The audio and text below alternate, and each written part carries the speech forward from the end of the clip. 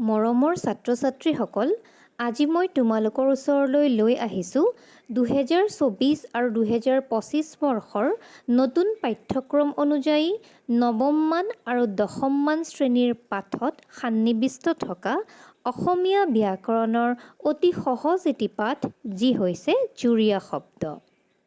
তেনেহ'লে জানো আহা, জুৰীয়া শব্দনো কাক বোলে, লগতে উদাহৰণসহ কেইটিমান বাক্য ৰচনা।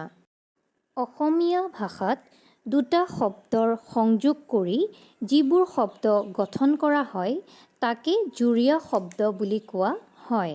অসমীয়া ভাষাত দ্বিৰুক্ত জুৰীয়া শব্দ, সমাৰ্থক জুৰীয়া শব্দ, বিপৰীতাৰ্থক জুৰীয়া শব্দ, বিভিন্নাৰ্থক জুৰীয়া শব্দ আৰু অনুৰূপ জুৰীয়া শব্দ ইত্যাদি জুৰীয়া শব্দৰ প্ৰয়োগ পোৱা যায়। এতিয়া চাওঁ আহা, কেইটামান জুৰীয়া শব্দ লগ লগাই কৰা বাক্য ৰচনা। মা মছলা। আঞ্জাখনত মা মছলা নিদিয়াকৈ বৰ সোৱাদ হৈছে। আলহী অতিথি। এইকেইদিন আলহী অতিথিয়ে ঘৰখন ভৰি আছে। বিপদ আপদ। বিপদ আপদতহে আচল বন্ধুৰ পৰিচয় পোৱা যায়। চিঠি পত্ৰ।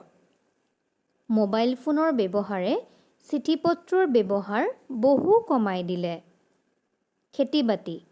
বানপানীয়ে এইবাৰ আমাৰ অঞ্চলৰ সকলো খেতি বাতি বুৰাই পেলালে। যশমান। সন্তানৰ ভাল কৰ্মই পিতৃ মাতৃৰ যশমান বৃদ্ধি কৰে। আদান প্ৰদান। সভাখনত উপস্থিত ব্যক্তিৰ ভাৱৰ আদান প্ৰদান অনুষ্ঠানটি বৰ ভাল লাগিল।